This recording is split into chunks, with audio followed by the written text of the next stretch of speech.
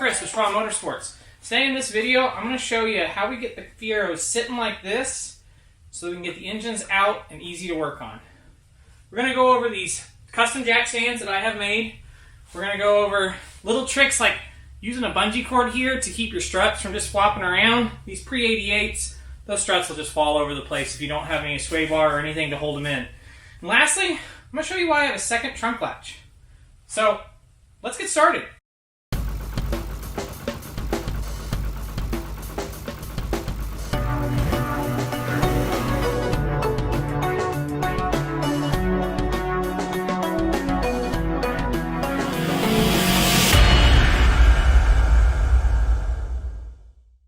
When pulling the motor on a Fiero, which this one is not a stock car, this has a 3.9 liter out of a G6 GTP along with the F40 G6 manual 6-speed transmission.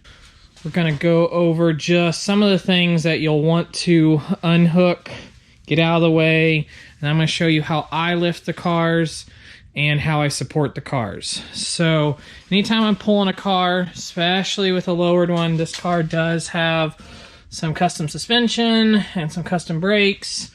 And I like to, if I can, pull the front bumper. Not completely necessary if you can prop the car up on some 2x4s, because when we get this in the air, the front bumper will be pushed into the ground pretty aggressively. So we like to give it some room to wiggle.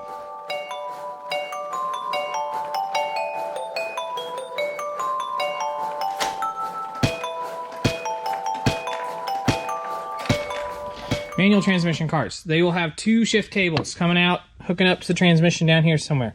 I usually unhook them and will snag them on the deck lid hinge just like that. Just get them out of the way. Actually, that's throttle cable. You need to unhook that too.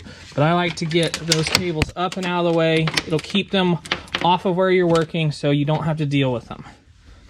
Suspension, my personal approach to it is to basically just unbolt your strut towers. You'll have the 3 bolts here. You'll pull all that, and I leave the struts on the A-arms. That way you're not messing up your camber adjustment here. It's a little bit of a pain with a car that has a rear sway bar, but you just swing the arms out. Oh, one more cable. Can't forget this one. Over on the driver's side, we have our e-brake cable. It's tucked right in here right now, but normally on a pre-88, it is coming down through this hole here on the cradle. Comes up. This car has a non-factory support, but it supports itself along the frame rail here. I just wrap them up, tuck them to the corner, keep them out of the way until I'm done with my engine pull. Now, we do officially have all the cables. We've got the coolant, we've got the fuel, we've got the exhaust system. Electrical is the main thing that's left. Oh, don't forget your dog bone.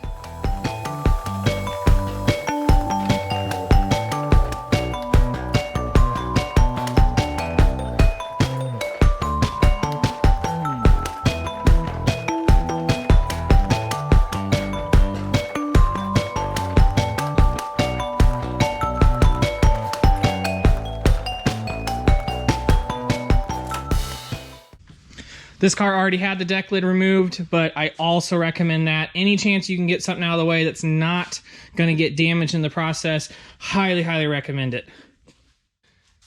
Now it's time for cradle bolts. The Fiero has a 4-bolt system on the cradle. You've got your 2 rear bolts. They come right up in. This is a super common rust point. A lot of times people will actually need to cut the cage nut out. Inside this frame rail is a cage nut. If it loses the welding through rust on the cage, you actually will just make a cut here in the frame rail so you can get in and hold the nut that goes to the bolt here. You also have in the front of the cradle, right up here, this car has aluminum bushings, but factory is rubber. Same concept though. It's very simple. Just unbolts the through bolt. It's a pivot point. these also seize all the time to the rubber bushing's metal inner sleeve. So oftentimes you have to get up there with a sawzall or a cutoff wheel and cut them off. Makes for a whole lot more work. So be prepared if you haven't pulled the motor before. If the motor's come out before, you might be lucky and all this might be taken care of and it's just smooth sailing. Okay, I want to show one more thing that I do. Some people don't like this, but the Fiero trunk latch, if you pull properly, really does handle this well. I've only ever had one of these nut inserts come out, and it was on a car. It was my first car I built of a Fiero. I had picked up the car with engine multiple times from there. I had probably pulled the motor 30 to 40 times from there. Just more abuse than most people will do, even in an engine swap. So the one thing I do recommend is I have a second one of these latches. This is the latch that belongs to this car. I leave it off because every time you do this, you will bend this. Let me show you compared to how it's supposed to look. So you can see here at the angle that this is at, you can just see how much it's bent. So normally, if you only have one, you can make it work. But you will have to hammer that back down to get your trunk latch alignment right. So I like to just toss a second one on. There are some witness marks usually on these guys that show you right where you need to put it back to. You can see the washer indentation there. So your alignment's pretty easy to do when you do it this way. So not everybody will like it, but I've got so much history on having it work out just fine that I completely trust this approach. And so, but again, if you do it wrong, it will break and it will fall. So use at your own risk, but it has worked for me successfully for a long, long, long time. Let's get back to pulling this motor.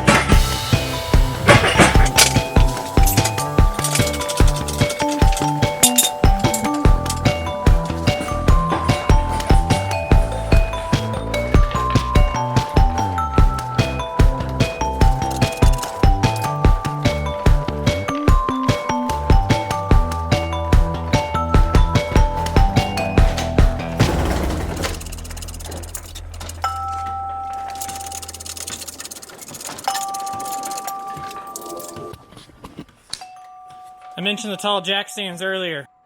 This right here is my modified jack stand. Added about a foot of length on it, and it tucks right in here and sits right there on the frame. So that is a jacking point on the car, so nice and solid. And the fact that you have the front wheels chocked, you're not going to have it slide at all. So putting the jack stands there, and you can easily just drop the hoist down and roll your motor out.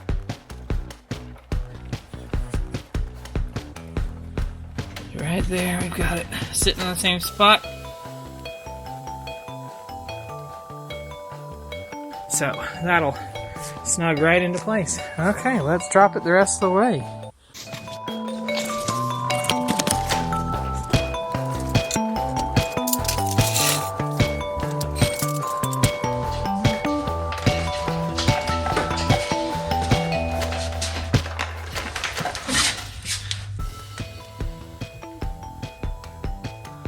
That's it, motor's out.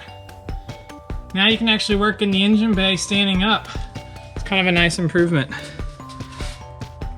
Next thing we're gonna do here is we're gonna clean up these frame rails on the sides of the engine bay here, put a nice coat of paint on it, and then put it back in, because that's all we pulled it out for.